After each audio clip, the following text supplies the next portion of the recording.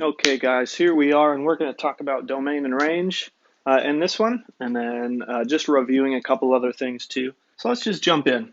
First one says find the zeros, domain, and range. Okay, so it wants us to look at this graph of these ordered pairs and find the zeros, domain, and range. So what's worthwhile for this one, right? All this isn't a line. This isn't a straight line. Okay, this is just a collection of points. And so what's going to be helpful is to see, right now we know these are points with coordinates to them, but we don't really know what the numbers are for each of these, right? We could easily find it, but we don't know that right now. So why don't we just label these?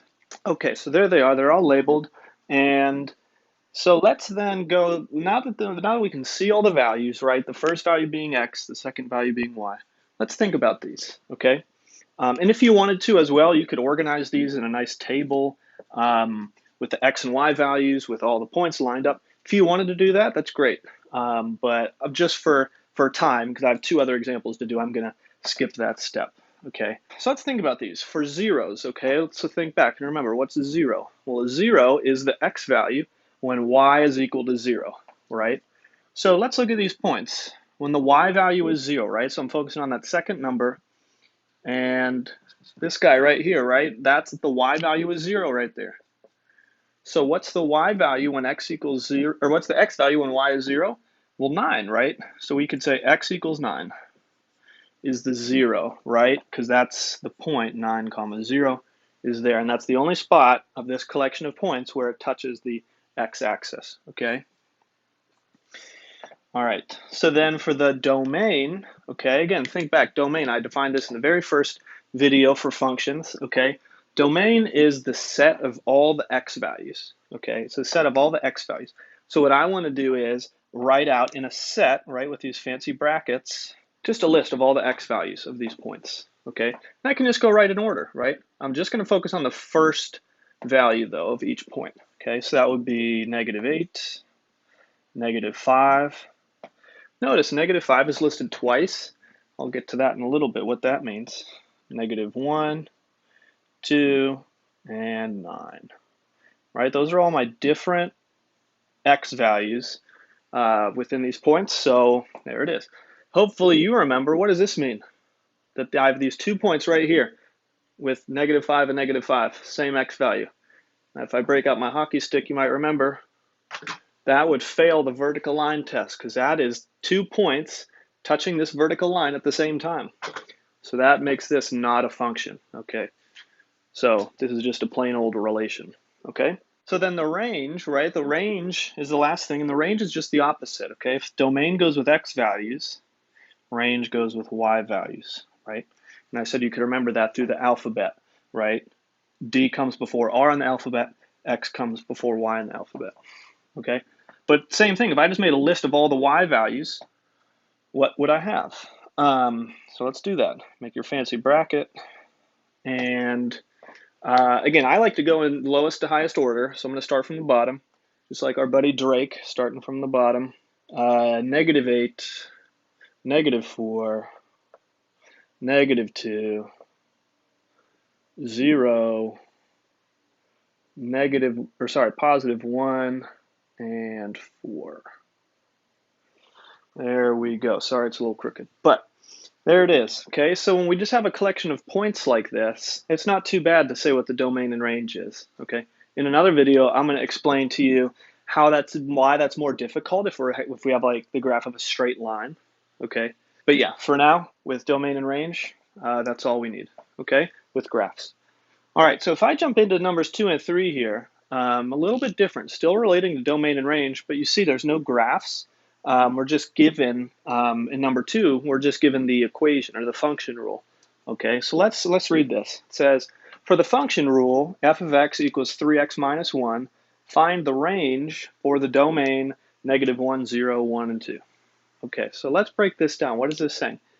For the function rule, this, okay, so it's just basically giving us this equation. It's just saying, hey, here's the equation. And with that, it's asking us, find the range. And again, just make these connections as you read this. Find the range. Range means y values. So it wants us to find the y values for the domain And then it gives us a domain. It gives us these four numbers. Okay, so think about this. What is this saying? It's asking us to find the y values that go with these x values.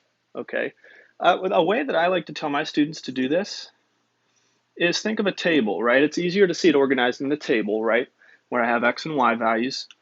And what I have is the domain, or a set of the x values, right? So basically my x values are -1, 0, 1, and 2. Okay, those are my x values in this problem. And what it wants me to do is find the y value that goes with each of those. Okay, and how do I do that? Well, I'm going to substitute in these values. Okay, and technically I should say f of x because the function rule is given in terms of f of x. So, but just remember that means they mean the same thing, so don't be confused. F of x and y mean the same thing. So when I find the range, I'm still finding the f of x values. But anyway, so I substitute in one at a time. I substitute in each of these numbers in for x, and I simplify that to get a corresponding y or f of x answer. Okay. So if I do that for the first number, the math is 3 times -1 minus 1. And I know you might be saying, we're plugging in for x. Don't we plug into this x as well? And we don't. That's function notation is so weird. But you basically, when you're substituting in, you ignore that. And so you don't substitute, even though you see an x here, you don't substitute in for that. Okay. Function notation, it's not my favorite, but because it's confusing. But hopefully that makes sense. So you don't just ignore it as you're substituting these in. Anyway, so -3 times -1 minus 1. +3 times -1 is -3 minus 1 is -4.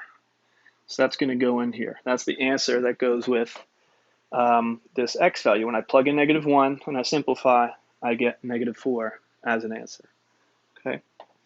And then I do the same thing with 0. Okay, I sub in 0, 3 times 0 minus 1, right? And we've done problems like this, so I'm not going to show all the work for every number, but 3 times 0 is 0. 0 minus 1 is -1. So when x is 0, y is -1.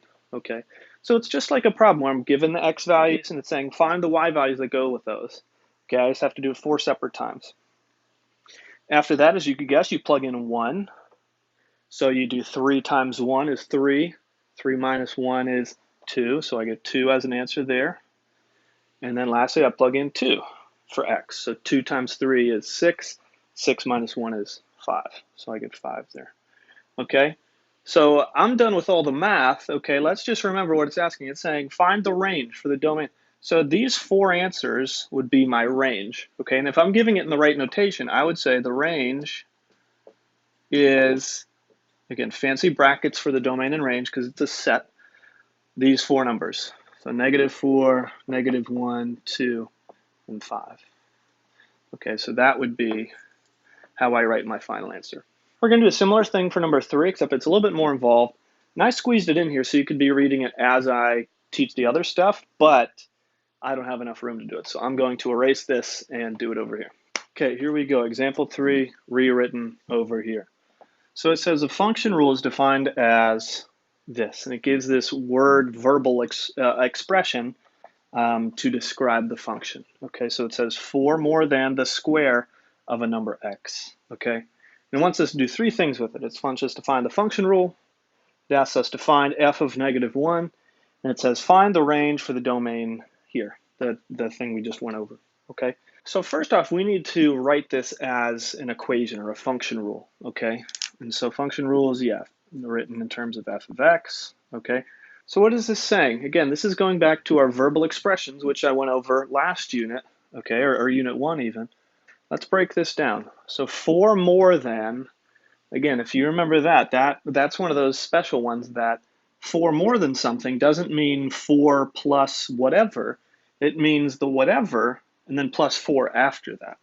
Okay, so really that 4 more than kind of means it's going to be something plus 4. Okay, and then what are we adding 4 to? It says 4 more than the square of a number x. Okay, so the square means, right, that's that little 2 little exponent, right? So the square of a number x. So really we're taking x and we are squaring it, okay? So we would say x squared and then 4 more than that, so x squared plus 4, okay? So that's letter A.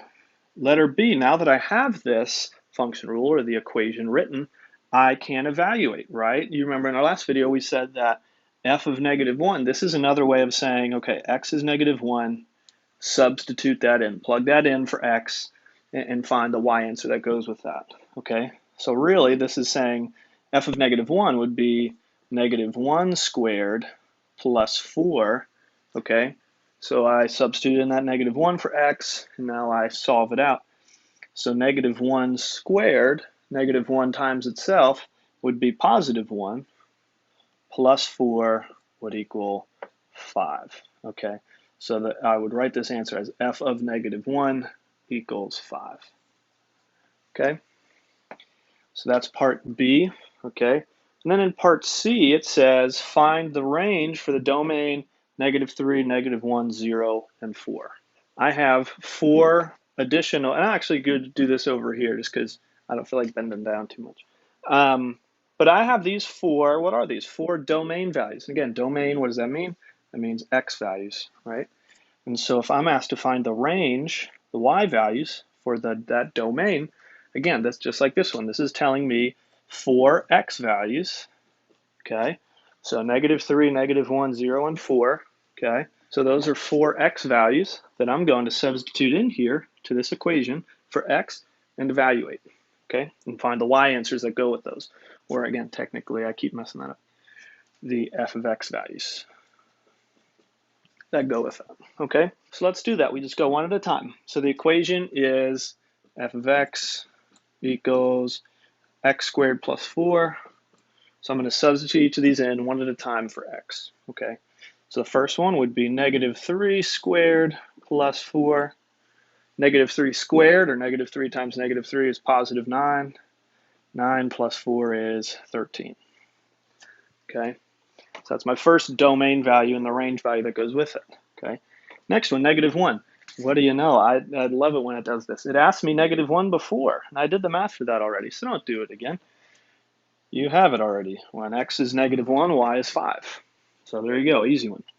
0, plug a 0 in here. And I'll be able to do this one too, because 0 squared is 0, right? 0 times 0 is 0. And then 0 plus 4 is 4. So that one wasn't too bad either. And then the last one, 4. So I plug in 4 there. 4 squared plus 4, okay? So 4 squared is 16. 16 plus 4 is 20, okay? So that is my table. But again, if I'm answering this officially, I'm going to write the range in these brackets as well. So it's just these values. And I'm going to write it in the numerical order just because that's the official way to do it. So 4, 5, 13, and 20 would be the range. Okay? So there you have it. There's find a domain and range with some equations. Thanks for watching.